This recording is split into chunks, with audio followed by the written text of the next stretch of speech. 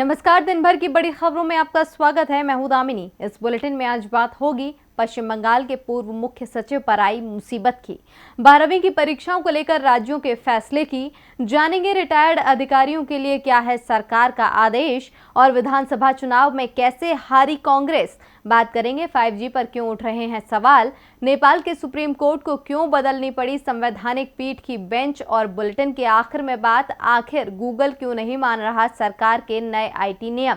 लेकिन तमाम बड़ी खबरों से पहले एक नजर सुर्खियों पर। केंद्र सरकार की वैक्सीनेशन पॉलिसी को लेकर सुप्रीम कोर्ट ने जाहिर की नाराजगी, कहा नागरिकों को हक न मिले तो हम मूक दर्शक नहीं रह सकते, हो रहा है नागरिकों के संवैधानिक अधिकारों का उल्लंघन।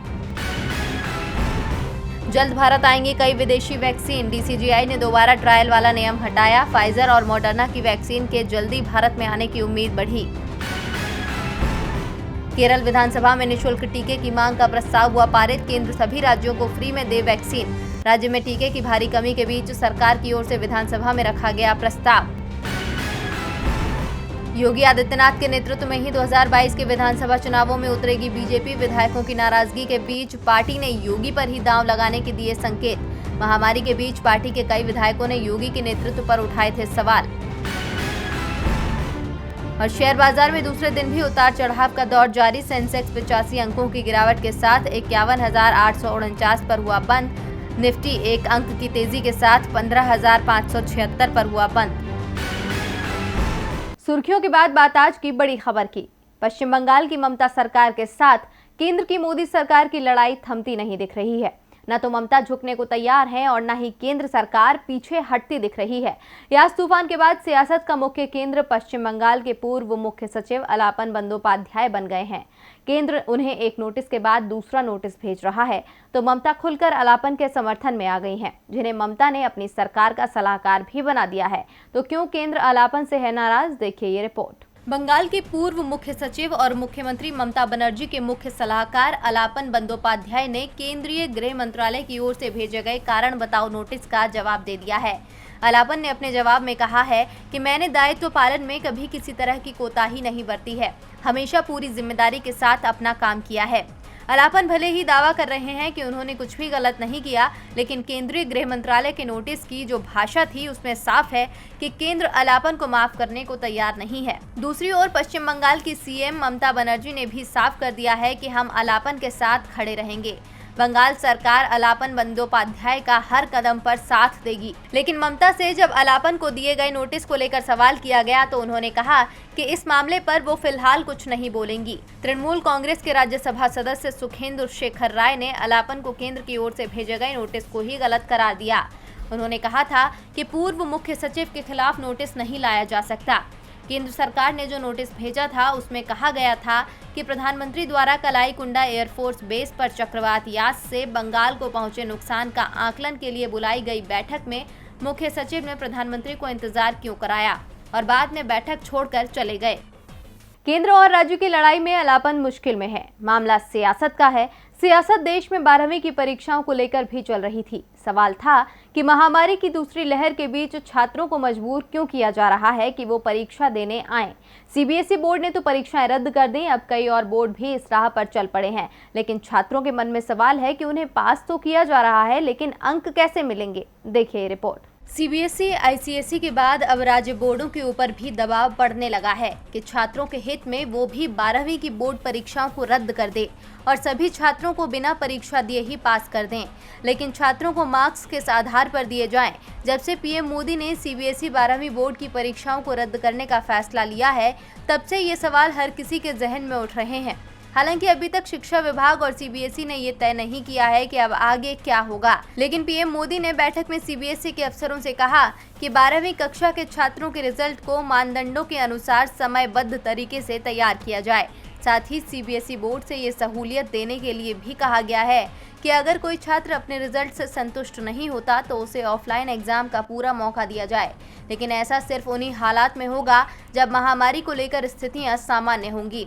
वहीं गुजरात माध्यमिक और उच्च माध्यमिक शिक्षा बोर्ड ने HSC कक्षा 12वीं की परीक्षा रद्द कर दी है। कक्षा 12वीं की परीक्षा 1 जुलाई से आयोजित होनी थी। इस बीच SSC कक्षा 10वीं की परीक्षा पहले रद्द कर दी गई थी और सभी छात्रों को उत्तीर्ण घोषित कर दिया गया था। ये परीक्षाएं 10 से 25 मई तक आयोजित की जानी थी। वहीं मध्य प्रदेश 12वीं बोर्ड की परीक्षा भी रद्द कर दी गई है। इससे पहले 10वीं की परीक्षा भी रद्द की जा चुकी है। इसके अलावा हरियाणा विद्यालय शिक्षा बोर्ड ने भी 12वीं की परीक्षाओं को रद्द करने का ऐलान कर दिया है। मुश्किलें अभी कम नहीं हुई हैं। कई सवाल हैं जिन्हें सरकार को सुलझाना है। छात्रों की मुश्किलें सुलझी नहीं कि उससे पहले सरकार ने रिटायर्ड अधिकारियों को जरूर मुश्किल में डाल दिया है। ये मुश्किल बढ़ रही है सरकार के एक फरमान को लेकर, जिसमें अधिकारियों पर कुछ बंदिशें लगाई गई हैं। तो क्या है मोदी सरकार का फरमान, देखिए ये रिपोर्ट। केंद्र सरकार ने देश की आंतरिक सुरक्षा को लेकर महत्वपूर्ण फैसला लिया है। केंद्र ने पेंशन नियमों में संशोधन किया है। इसके मुताबिक अब खुफिया या सुरक्षा से संबंधित संगठनों से रिटायर्ड अधिकारी बिना इजाजत कोई भी चीज प्रकाशित नहीं कर सकते हैं। संशोधित नियमों के अनुसार जिम्मेदार अधिकारी को ये तय करने का अधिकार होगा कि प्रकाशन के लिए प्रस्तावित सामग्री संवेदनशील है या असंवेदनशील है और क्या ये संगठन के क्षेत्राधिकार में आता है या नहीं। अगर गलत पोस्ट से संगठन की छवि खराब होती है तो गलत सामग्री परोसने वाले अधिकारियों की पेंशन तत्काल प्रभाव से रोक दी जाएगी। 1972 में इस कानून में संशोधन करते हुए DOPT ने एक नियम को तोड़ा। नए संशोधन के तहत सेवानिवृत्ति पर RTI अधिनियम की दूसरी अनुसूची में शामिल संगठनों में काम करने वालों को ऑर्गेनाइजेशन के प्रमुख से पूर्व मंजूरी के बिना संगठन के डोमेन से संबंधित कुछ भी प्रकाशित करने की अनुमति नहीं दी जाएगी। सरकार का दावा है कि देश की आंतरिक सुरक्षा को लेकर ये फैसला किया गया है। Intelligence bureau, research and analysis wing, central economic intelligence bureau, प्रवर्तन निदेशालय, नारकोटिक्स कंट्रोल ब्यूरो, CBI, राजस्व खुफिया निदेशालय, aviation research centre, special frontier force, सीमा सुरक्षा बल, केंद्रीय रिजर्व पुलिस बल, इंडो तिब्बत बॉर्डर पुलिस, केंद्रीय औद्योगिक सुरक्षा बल, national security guard, Assam rifle, सशस्त्र सीमा बल, स्पेशल ब्रांच अंडमान और निकोबार, क्राइम ब्रांच CID-CB, रक्षा अनुसंधान एवं विकास संगठन, बॉर्डर रोड डेवलपमेंट बोर्ड और फाइनेंशियल इंटेलिजेंस यूनिट शामिल हैं। कुछ भी लिखो तो पहले सरकार से परमिशन लो। लगता है कि सोचने की आजादी पर प्रतिबंध लगाया जा रहा हो। वैसे सवाल है कि सरकार परेशान क्यों है? परेशान सिर्फ सरकार नहीं है, विपक्षी पार्टी कांग्रेस भी परेशान है। पंजाब में पार्टी के विधायक अपनी ही सरकार का विरोध कर रहे हैं। हाल ही में विधानसभा चुनावों में भी पार्टी को हार ही मिली थी। इस हार की समीक्षा करते हुए कांग्रेस अध्यक्ष सोनिया गांधी ने एक कमेटी बनाई थी जिसने अपनी रिपोर्ट तैयार कर ली है। सोनिया गांधी को ये रिपोर्ट दी भी जा चुकी है। तो कमेटी ने हार के क्या कारण बताए, देखिए ये रिपोर्ट। हाल ही में असम, पश्चिम बंगाल, केरल, तमिलनाडु और पुडुचेरी में विधानसभा चुनाव हुए थे। इनमें से पुडुचेरी में चुनावों से कुछ समय पहले ही कांग्रेस की सरकार गई थी। बाकी के चारों राज्यों में कांग्रेस विपक्ष की भूमिका में थी। पार्टी को उम्मीद थी कि असम और केरल में उसे जीत मिलेगी। पार्टी पूरी तरह से आश्वस्त भी थी।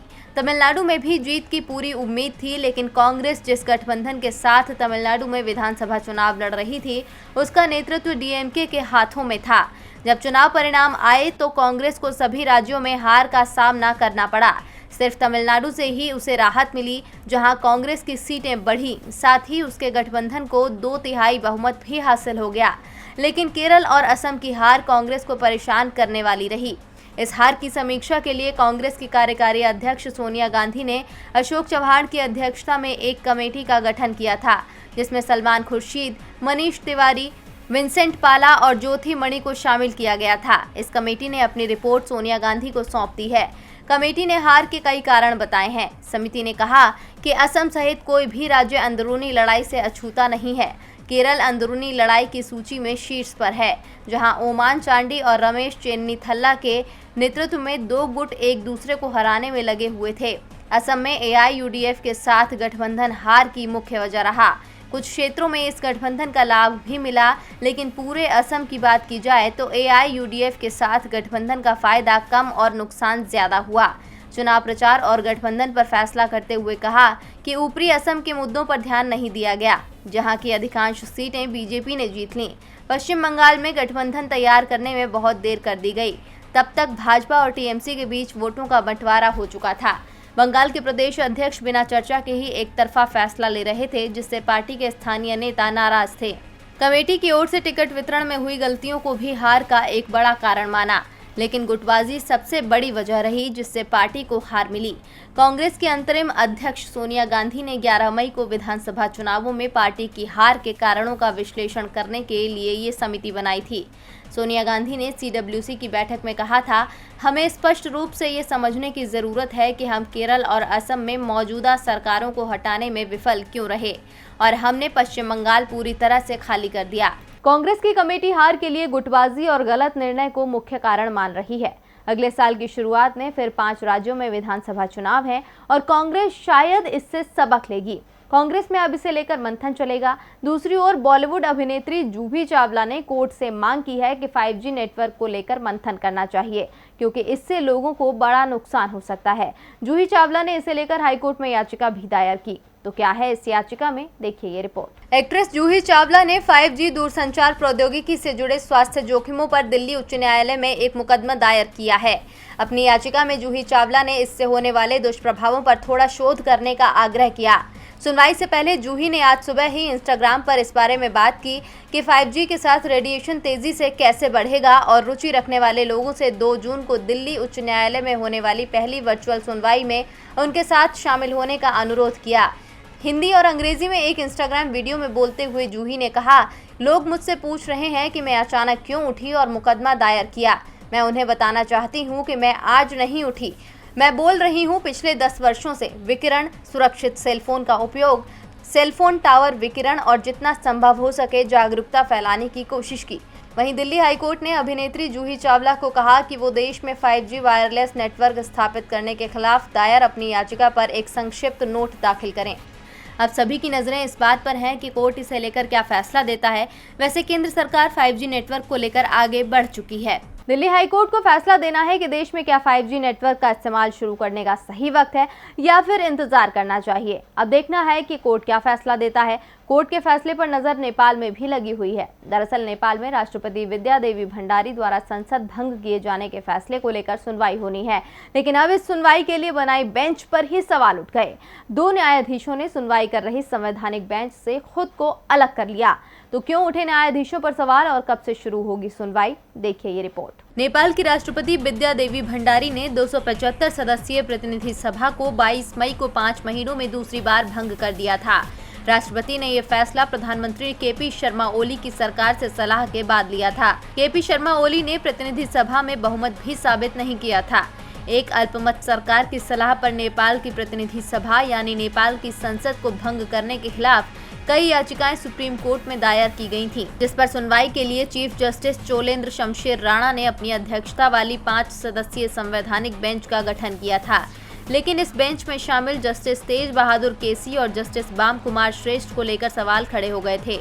याचिकाकर्ताओं ने हितों के टकराव का हवाला देते हुए मांग की थी कि जस्टिस केसी और जस्टिस श्रेष्ठ खुद को मामले से अलग करें, लेकिन इन दोनों ने इसे मानने से इनकार कर दिया। विवाद बढ़ता देख इस संवैधानिक पीठ के 2 अन्य सदस्य जस्टिस दीपक कुमार कार्की और जस्टिस आनंद मोहन भट्टाराई ने खुद को इस मामले की सुनवाई से अलग करने का ऐलान कर दिया, जिसके बाद चीफ जस्टिस को संवैधानिक बेंच दोबारा से गठित करने की जरूरत पड़ गई। दरअसल याचिकाकर्ताओं का कहना है कि जस्टिस श्रेष्ठ सुप्रीम कोर्ट की उस पीठ का हिस्सा थे जिसने नेपाली कम्युनिस्ट पार्टी के एकीकरण को रद्द किया था, जिसके बाद प्रतिनिधि सभा भंग करने की नौबत आई और जस्टिस तेज बहादुर केसी उस पीठ में थे जिसने नेपाली कम्युनिस्ट पार्टी के एकीकरण को रद्द करने के फैसले को चुनौती देने वाली याचिका खारिज की थी। याचिकाकर्ता चाहते थे कि ये दोनों न्यायाधीश इस मामले की सुनवाई से खुद को अलग कर लें, लेकिन श्रेष्ठ और केसी ने इस अपील को नहीं माना, जिसके बाद ऐसे हालात बन गए कि 2 अन्य न्यायाधीशों ने पीठ से खुद को अलग कर दिया। नेपाली संसद भंग होने के मामले की आज सुनवाई शुरू होनी थी, लेकिन अब 6 जून को इस मामले की सुनवाई होगी और एक नई बेंच इस मामले की सुनवाई करेगी, जिसमें न्यायमूर्ति श्रेष्ठ और जस्टिस केसी शामिल नहीं होंगे। और बुलेटिन के आखिर में बात देश के नए IT नियमों पर गूगल के सवाल की। ट्विटर के साथ तो सरकार की पहले से ही तनातनी चल रही थी। ट्विटर सरकार के नए IT नियमों को मानने को तैयार नहीं था और अब एक और विदेशी IT कंपनी ने दावा किया कि भारत सरकार के नए नियम उस पर लागू नहीं होते। तो किस कंपनी ने इस बार सरकार को दिखाया है आईना, देखिए ये रिपोर्ट। 26 फरवरी को सरकार ने IT कानून में बदलाव करते हुए सोशल मीडिया साइटों के लिए नियम तय किए थे। ये नियम 26 मई को लागू भी कर दिए गए। फेसबुक, यूट्यूब, इंस्टाग्राम जैसी तमाम कंपनियों ने सरकार के नियमों को स्वीकार कर लिया, लेकिन ट्विटर की ओर से कहा जा रहा था कि उसे 3 महीने का समय और चाहिए, जिसके लिए सरकार तैयार नहीं हुई। मामला कोर्ट में पहुंचा तो ट्विटर को नए नियमों को मानने के लिए मजबूर होना पड़ा। लेकिन अब गूगल की ओर से कहा जा रहा है कि वो इन नियमों को नहीं मानेगा, बल्कि ये नियम उस पर लागू ही नहीं होते हैं। गूगल ने दिल्ली हाईकोर्ट की सिंगल बेंच के उस आदेश को चुनौती दी है जिसमें गूगल से एक महिला की आपत्तिजनक तस्वीरें हटाने के लिए कहा गया था, लेकिन गूगल से ये तस्वीरें नहीं हटी, बल्कि अन्य दूसरी साइटों पर भी पोस्ट कर दी गईं। इस मामले में दिल्ली हाईकोर्ट के चीफ जस्टिस DN पटेल और न्यायमूर्ति ज्योति सिंह की पीठ ने केंद्र, दिल्ली सरकार, internet service providers association of India, Facebook आपत्तिजनक सामग्री दिखाने वाली साइट और उस महिला को नोटिस जारी किए, जिसकी याचिका पर एकल न्यायाधीश ने आदेश जारी किया था। पीठ ने उनसे 25 जुलाई तक गूगल की याचिका पर अपना जवाब देने को कहा। अदालत ने यह भी कहा कि वो अभी कोई अंतरिम आदेश नहीं देगी। दूसरी ओर गूगल ने दावा किया है कि हाईकोर्ट ने 20 अप्रैल के अपने आदेश में नए नियम के अनुसार सोशल मीडिया मध्यस्थ के तौर पर उसके सर्च इंजन की गलत तस्वीर पेश की है। न्यायाधीश ने IT अधिनियम को विभिन्न धाराओं को मिलाकर आदेश पारित किए हैं, जो कानून में सही नहीं है। सरकार का नया IT कानून गूगल पर लागू नहीं होता है। और दिन भर की बड़ी खबरों में मेरे साथ इतना ही। देखते रहिए DB लाइव। नमस्कार।